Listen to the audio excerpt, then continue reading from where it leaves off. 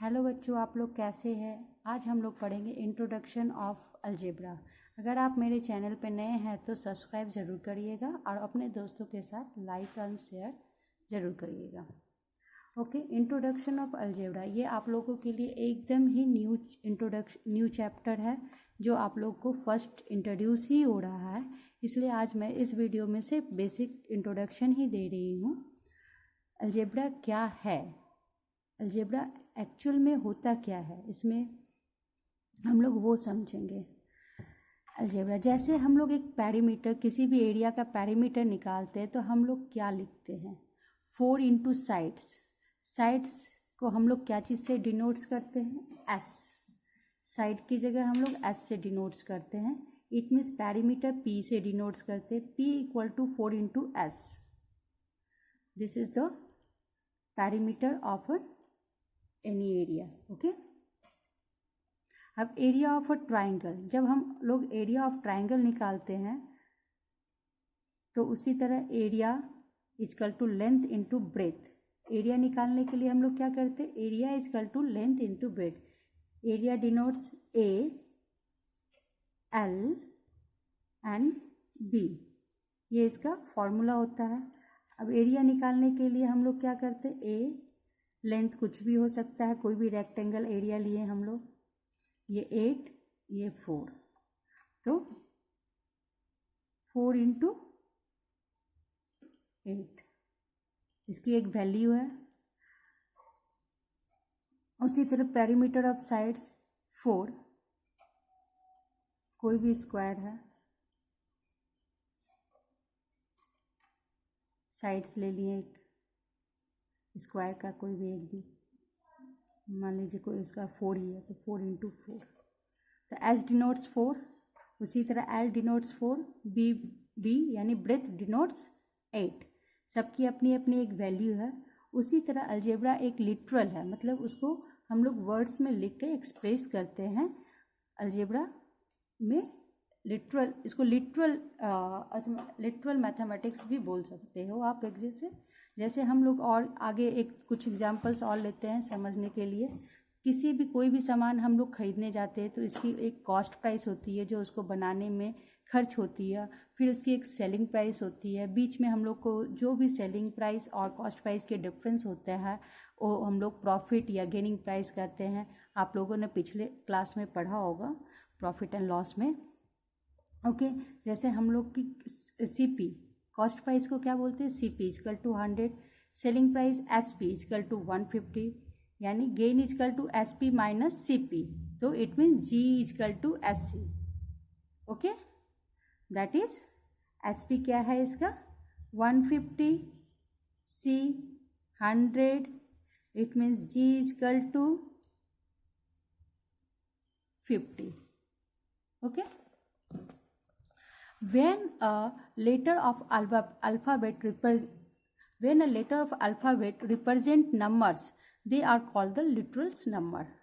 यानी कोई भी अल्फ़ाबेट्स नंबर को रिप्रेजेंट कर रहा है। जैसे इसमें आपने देखा एस 150 को रिप्रेजेंट कर रहा है, सी 100 को रिप्रेजेंट कर रहा है, जी जो गेन हम लोगों ने किया 50 उसको रिप्रेजेंट कर रहा है।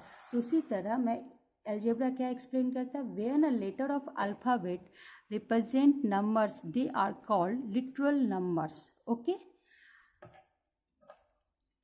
अब हम लोग देखेंगे इसमें करते क्या है हम लोग।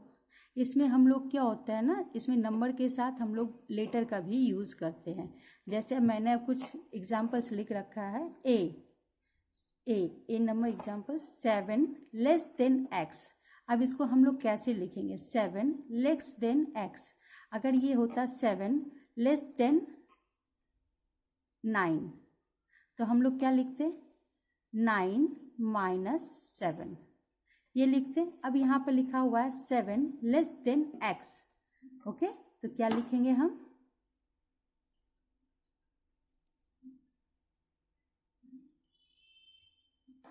X minus 7। ओके, उसी तरह नेक्स्ट 3 मोर देन एक्स। इसी तरह यहाँ पर कोई डिजिट मान लीजिए 5 लिखा होता, 3 more than 5, it means 5 plus 3। तो यहाँ पर 3 more than X, it means X plus 5. More means addition, less means subtraction. Okay, अब आगे हम लोग चलते हैं नेक्स्ट एग्जाम्पल की तरफ. 5 times x. 5 times x means 5 times x means 5 multiply x. It means 5 into x. Okay, is 5 times x added to the 2 times y. यानी 2 times y means 2 into y is added. अब इन दोनों को क्या करना है, add करना है. Okay, क्या बोला, 5 times x, 5 times x added to the 2 times y. 2 times y means 2 into y. It means इसको हम लोग कैसे लिख सकते हैं, 5x प्लस 2y. ओके, मेरे ख्याल से ये बात आप लोगों को समझ में आ गई होगी. ओके, अब नेक्स्ट दूसरे एग्जाम्पल की तरफ चलते हैं हम लोग. 1/3 the sum of a and b. 1/3, 1/3 means क्या होता है, 1/3. This is called the 1/3. The sum of a and b. तो a एंड b का सम क्या हुआ, sum means addition. Okay, a plus b, this is the sum. अब क्या बोला है, 1/3. 1/3 means a plus b by 3. Okay, अब आगे हम लोग देखेंगे next 3 times x. 3 times x means मैंने यहाँ पे एक्सप्लेन किया है आपको. 5 टाइम्स मीन्स 5 into x. उसी तरह 3 times x means 3 into x. Sorry, x. 3 into x. It means 3x. Okay, next 8 divided by 6. किसी भी चीज को मतलब यहाँ पर अगर यहाँ पर 9 डिवाइडेड बाय 6 होता तो क्या लिखते, 9/6. अब यहाँ लिखा हुआ 8 divided by 6. It means a divided by 6 या a divided by 6, इस तरह से लिख सकते हो. Next, half the sum of p and q. half the sum of p and q. half means आप लोग सभी जानते हैं, half means यानी 1/2. अब इसका क्या बोला, half the sum of p and q. sum of p and q. sum means addition. half the sum of p and q. p plus q into 1/2. it means p plus q by 2. Okay okay बच्चे, अब हम लोग आगे move करते हैं. अब देखिए miss कुछ स्टोरी प्रॉब्लम मैंने लिया है. There are 38 students in a class. Class में कितने स्टूडेंट है, 38 students in a class. If x more student join the class. more means क्या होता है, more means addition. If x more student join the class, how many students are there in the class? फिर class में कितने बच्चे होंगे, more means addition. पहले और क्लास में कितने बच्चे हैं, 38. इट मीन्स 38 बच्चे हैं. The number of student, number of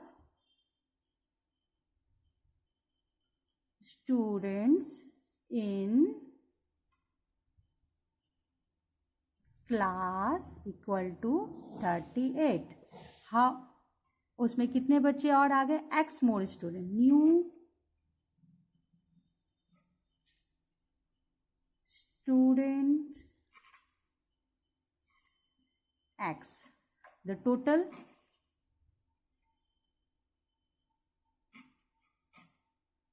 38 plus x. Simple, 38 पहले से है, उसमें x एडिशन हुआ है. It means 38 plus x. Okay, आप लोग को क्लियर हो गई होगी, समझ में आ गई होगी मेरे ख्याल से. अब आगे देखते हैं. Anshul is Z years old. Anshul कितने साल के हैं, जेड ईयर्स ओल्ड. इट में भी जेड की जगह यदि हम लोग नंबर में लेते तो 10 ईयर्स, 12 ईयर, 15 ईयर्स कुछ भी हो सकता था. लेकिन यहाँ पर मैंने अल्फ़ाबेट में लिया हुआ है क्योंकि हम लोग अलजेब्रा सीख रहे हैं. It is Z years old. How old was he 3 years ago, यानी 3 साल पहले वो कितने ईयर्स का होता। अगर यहाँ लो मान लीजिए हम लोगों ने 10 रहता, नंबर में 10 होता, तो 3 years पहले बोलने का मतलब 10 - 3, इट मीन्स 7 years old। लेकिन यहाँ पर जेड है तो हम लोग क्या करेंगे, जेड। आज के डेट में अंशुल कितना है, जेड ईयर्स ओल्ड। ओके, हम लोग का कितना बैक जाना है, बैक जाना मतलब subtraction 3 years। It means what will be the answer? The answer will be z minus the question क्या है, how old was he 3 years ago? 3 years ago the Anshul was z minus 3 years old. Anshul was z minus 3 years old before 3 years. Okay, the answer will be z minus 3. Okay, अब next हम लोग move करते हैं। चलिए, ये तो हमारा introduction ये ख़त्म होती है। अब इसके बाद हम लोग अलजेब्रा में जो कुछ न्यू टर्म्स जो हम लोग क्लास 6 में ही सीखते हैं, उसमें है पावर। पावर क्या होती है, पावर के लिए कुछ वर्ड्स आता है। इट मीन्स जब ए के ऊपर 2 लगा हुआ, ए के ऊपर 2, it means A into A, it means 1 2, ए कितना है, 2 है। जब हम लोग 2 × 2 लिखते हैं तो इसको तो हम लोग न्यूमरल्स में क्या करते हैं, मल्टीप्लाई कर लेते हैं, 2 2 इज 4। लेकिन a × a लिखने के लिए हम इसकी तो कोई मल्टीप्लीकेशन होगी नहीं, तो इसको हम लोग a टू द पावर 2, इसको क्या बोलते हैं, a टू द पावर 2 या a square 2 means square. Okay, ये आप लोग की बुक्स में भी अवेलेबल होगा, जहाँ एग्जाम्पल्स दिए रहते हैं वहाँ पर आप लोग देख करके इस चीज़ को, इस टर्म्स को आप लोग लर्न कर लीजिएगा। a to the power q, 3 means q। Okay, और इसको सेकेंड टर्म में a टू द पावर 3। हम लोग इस तरह से पहले बोलने के लिए इसकी प्रैक्टिस करेंगे। Okay, a to the power 4, a to the power 4। अब यहाँ देखिए माइनस a है, तो minus a to the power 5, minus a to the power 5।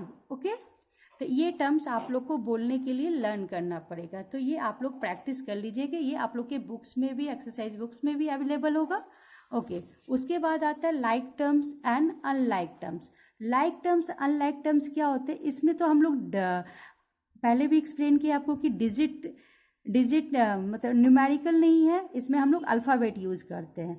तो अल्फ़ाबेट्स में क्या होता है, सिमिलरटन जो हम लोग नंबर में यूज़ करते हैं तो क्या होता है, सब एक दूसरे मल्टीप्लिकेशन, एडिशन एंड सब्ट्रैक्शन होकर छोटी हो जाती है।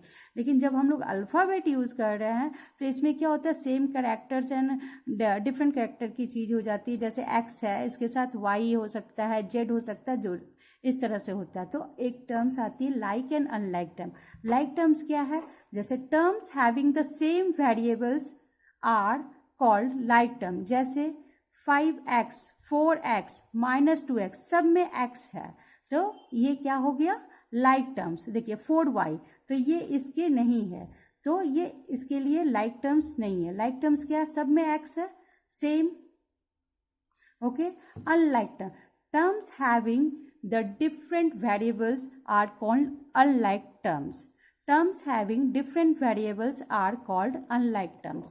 उसी तरह देखिए, अभी मैंने बताया सब में x है तो ये like terms हो गया।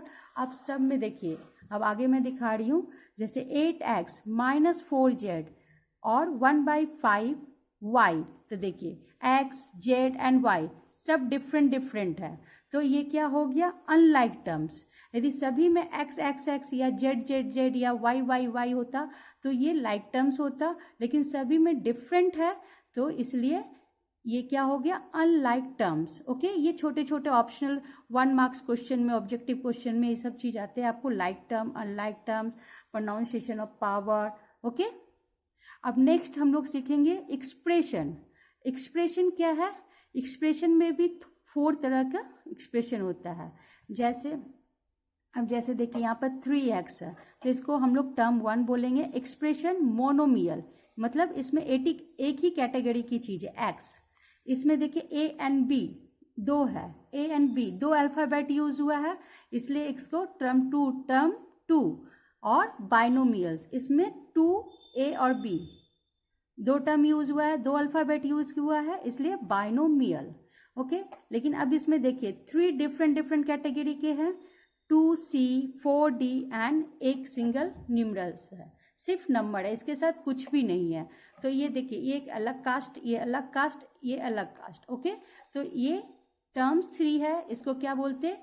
ट्रिमोनियल्स, ट्रिनोमियल्स। ओके, उसी तरह next 4 x minus 2y minus z, इसमें देखिए सब अलग अलग है। उसी तरह इसमें 3 था, इसमें 2 टर्म्स था, इसमें 1 टर्म्स था, इसमें 4 टर्म्स है, इसलिए इसको क्वाड्रिट्रिनोमियल। ओके ओके, अब इसके आगे के एक्सरसाइज हम लोग नेक्स्ट वीडियो में करेंगे। तो टिल देन बाय बाय बच्चों, और आगे की एक्सरसाइज सीखने के लिए आप मेरे नेक्स्ट वीडियो को जरूर फॉलो करिएगा और वीडियो को अपने दोस्तों के साथ शेयर कीजिए, जिससे ज़्यादा से ज़्यादा आपके बच्चे सीख पाए। Okay, till then bye bye.